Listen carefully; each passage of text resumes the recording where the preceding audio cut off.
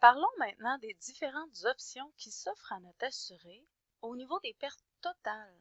Donc, c'est aussi deux options qui sont faites pour les voitures neuves.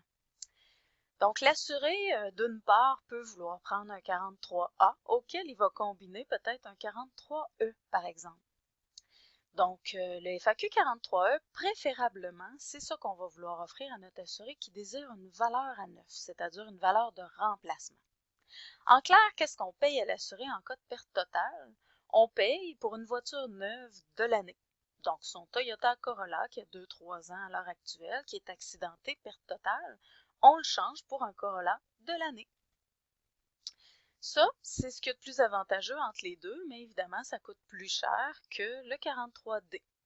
Le 43D, c'est l'option que je prendrai quand je ne suis pas capable d'offrir à mon assuré le 43E à cause de l'usage de son véhicule qui est commercial, par exemple, ou une autre raison de souscription. Donc, le 43D revient un peu moins cher, mais il est moins avantageux aussi. Qu'est-ce que l'assureur va payer à l'assuré en cas de perte totale? Ça va être le moindre entre une voiture neuve de l'année, donc ça, ce serait comme un 43E, ou ce que l'assuré avait payé lors de l'achat de sa voiture, qui est maintenant accidentée perte totale. Donc, combien qu'il avait payé dans le temps, il y a 2-3 ans, versus combien ça coûte maintenant changer pour une neuve. On prend le moins élevé entre les deux. Donc, dépendamment du marché, c'est jamais pareil. On prend le moindre des deux, puis ça, c'est ça qu'on paye à l'assuré. Donc, c'est pas une valeur à neuf comme telle. On n'est pas sûr. Vous savez, ça se peut que l'assuré ait quelques $1000 à sortir de sa poche pour se racheter une voiture neuve rendue là. Mais c'est mieux que la valeur au jour du sinistre. La valeur au jour du sinistre, il y aura une très grande différence au niveau du prix. Donc, c'est vraiment mieux. Le mot d'ordre, quand l'assuré veut la valeur à neuf, on y offre la FAQ 43E. Les pertes totales maintenant, certaines options qui s'offrent pour les voitures usagées. Parce que si l'assuré, ce n'est pas une voiture neuve qui a tout ce dont on vient de parler, on ne pourra pas y offrir. Qu'est-ce qui s'offre comme option à un assuré qui vient de faire l'acquisition d'un véhicule usagé ou qui est propriétaire d'un véhicule usagé tout simplement? Il y a premièrement la FAQ 43C. Elle, comme l'image le montre, elle est plus faite pour des véhicules de collection, des véhicules antiques, des véhicules de haute valeur. Bon, l'assuré va vouloir établir un prix à l'avance avec son assureur pour être sûr d'avoir ce montant-là au moment du sinistre. Donc, qu'est-ce qu'on dit, c'est que l'assureur paye un montant convenu à l'avance avec son assuré. Lors de l'émission de l'avenant, on convient d'un montant à l'avance, puis c'est ça que l'assuré a en cas de sinistre. Comment on parvient à établir cette valeur-là? Ben, on pourrait y aller au moyen d'une évaluation de la valeur du véhicule. On pourrait exiger de l'assuré qu'il nous fournisse une évaluation de son véhicule qu'il va avoir fait faire par lui-même au coût de 150-200 $ à peu près.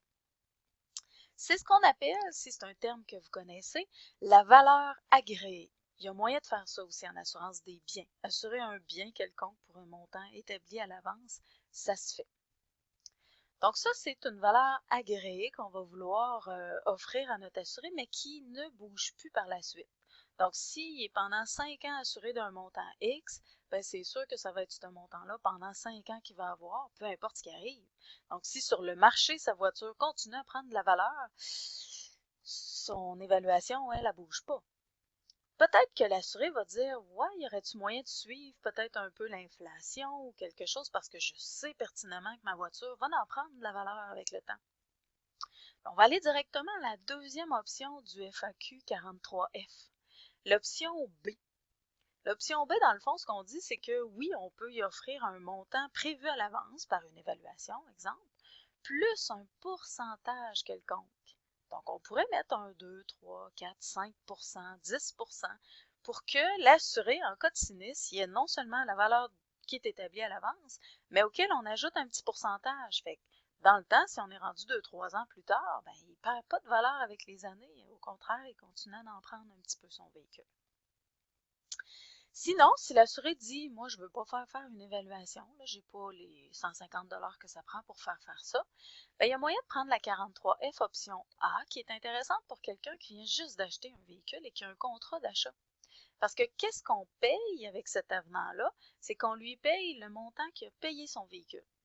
plus un certain pourcentage. Donc, c'est très intéressant pour les assurés qui ont acheté avec un contrat d'achat. On a le montant qui est payé, on ajoute à ça un pourcentage prévu à l'avance au contrat, puis lors du sinistre, c'est ça qu'il va obtenir. Par contre, quelqu'un qui a acheté sans contrat ou qui est juste propriétaire d'un véhicule là, puis qui décide d'ajouter des options sur son contrat, bien, il pourrait bénéficier de la FAQ 43F option C ou la option D.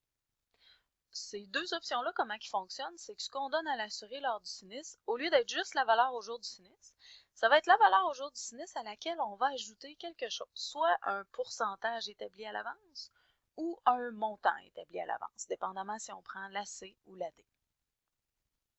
Voilà, ça fait le tour des options pour ce qui est des valeurs qu'on peut ajouter au véhicule de notre assuré avec un avenant 43.